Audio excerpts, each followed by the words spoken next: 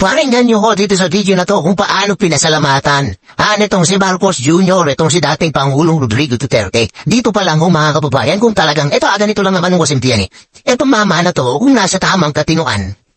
Kung nasa tamang katinoan itong mama na to, kung makita niya ang kanyang sarili, dito sa mga video na to, dito sa mga litanya niya to, kahit sa sarili, niya man lang maiiya siya sa mga pinaggagawa ng kanyang administrasyon dito sa mga Duterte na to. Grabe no? Kaya, ito ano lang po, kumbaga, para doon sa mga politiko, para doon sa mga partido, especially doon sa mga politiko na makikipag-alyado dito sa mama na to.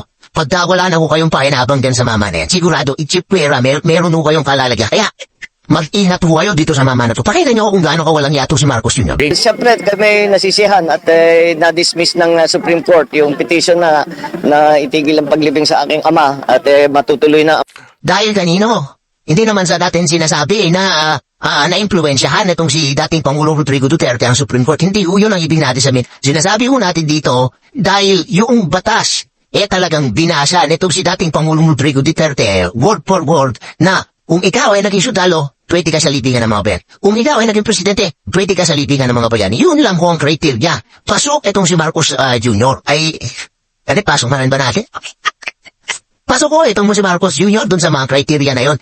Sinusubukan ng pigilan ng mga dilawan noong mga panahon na yung paglibing ng kanyang ama sa libingan ng mga bayani. Dito pakinggan nyo mga kababayan kung paano niya pasasalamatan ito si dating Pangulo Rodrigo Duterte. Ang paglibing sa kanya sa libingan ng mga bayani at kami nagpapasalamat sa ating mga butihing justice sa kanilang pagkikilala sa karapatan ng aking ama bilang isang veterano, bilang isang Medal of Valor winner, bilang isang Pangulo ng 20 taon.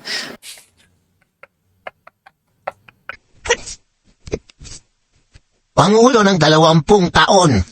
Kung kayo, ito sinasabi natin dito kaya pagka pinag-uusapan natin yung era nitong si Marcos Sr., feeling na mga kababayan at napakausa niya, napakaraat nangyari. Mga kababayan, sa loob ng 20 taon, kung wala kang nagawa bilang Pangulo, naku po talagang meron pa problema Meron naman silang nagawa, marami silang mga ari-arian di umano sa iba't ibang mga bansa, di ba? Meron marami silang mga gold, kaya yung mga Talyanista at mga ensaymada vlogger mo pa hanggang sa akin ay naghihintay pa rin. Inihintay ho nila yung ipinangakong Talano gold dito sa mga to. Prelo nga hindi mabigay sa sundalong mandirigma. Bibigyan pa kayo ng ginto ng walang yan. Asa pa kayo? Tago niya na lang. Diba? Baka yung mga ginto niyan sa loob, meron din full brood. Na mailibing sa libingan ng mga bayani. Nagpapasalamat din kami kay Pangulong Duterte sa kanyang tuluyan at matibay na suporta sa karapatan nga ng aking ama na mailibing sa... Sino ngayon ang nagmukhang katawa-tawa? Diba? Pagkatapos mong pinasalamatan, pagkatapos yung ginamit, mo sasabihin sa amin, bayad yun sa mga Ilocano na bumoto sa maloko-loko pa kayo. Nung panahon na yun, hindi yun talaga panalo si dati Pangulo Rodrigo Duterte. Dinaya pa nga siya, diba? Dinaya pa siya nitong mga dilawan na to. Yun. Itong pero feeling ko ikaw di ka dinaya. Ikaw talaga natalo ka ng eleksyon. Kaya yung electoral protest mo hindi umusad kasi magmumukha ka lang tanga sa direct yun.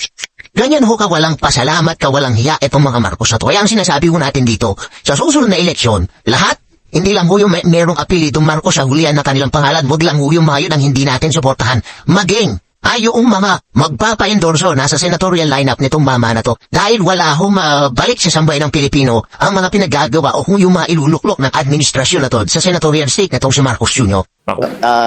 Libingan ng mga bayani at umaasa kami na itong hakbang na ito ay ang unang hakbang sa siguro paghihilom ng mga sugat at inamin ho niya na meron talagang sugat. Meron talaga. Marami talagang nangyaring pang-aabuso. Kasalanan ba rin ni Marcos Sr.? Tinalam. Kasalanan ho ba rin ng nagpatupad ng Marcelo noong mga panahon natin? Wala, hindi ko tayo nabuhay noong mga panahon na yun. Kaya kung tayo ay magsasalita at magbabase doon sa mga historical books, yung mga historical testimony ng mga nabuhay noong mga panahon na yun, sa ayon sa gusto natin may bias. Kaya ang mga nangyari na yun, mapanggang sa ngayon, hindi ho natin alam kung totoo o hindi totoo. Pero malamang nagsaside ho ako doon sa totoo na talagang maraming nangyaring pang-abuso noong panahon nitong si Marcos Sr. Mga alitan lalo na sa larangan politika dito sa ating bansa. So, sir, may plano po ba kayong kailan na ililibing? Yung mga plano, yung mga detalye ay wala pa at Pag-uusapan pa lang namin yan at sa ngayon ay hindi pa kami nag-uusap ng pamilya dahil natigil lahat ng planning nung nagbigay ng status quo anti-order ang Supreme Court at ipapagpatuloy na namin ngayon ito kaya wala pa tayong maibibigay ng mga details kung ano yung date, kung paano na eksakto kung ano yung gagawin. Yung mga Ang bottom line ho dito, para dun sa mga talinista, ang bottom line dito, dahil doon sa political will ni dating Pangulong Rodrigo Duterte na talagang tinayuan niya yung pagpapalibing ng inyong ama sa libingan ng mga bayani. Yun lang ho ang naging dahilan kung bakit nagtuloy-tuloy yan. Ilang administrasyon yan? Ay Ramos na uwi sa Pilipinas yung labing niya na i-ref dyan sa Ilocos, di ba? Mark Ramos. Tapos mag-i-erupt tayo. Tapos mag-gloria. Tapos mag-Ninoy Aquino.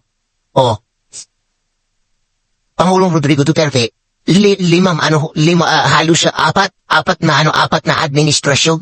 Hindi ho naipalibing. Itong si Marcos Senior sa libingan ng mga bayani. Kaya yung na yun, tipong magpakita lang naman ho kayo kahit konting respeto doon sa mamang dahil sa kanyang political will, nangyari yung mga bagay na yan. Hindi, wala ho talaga.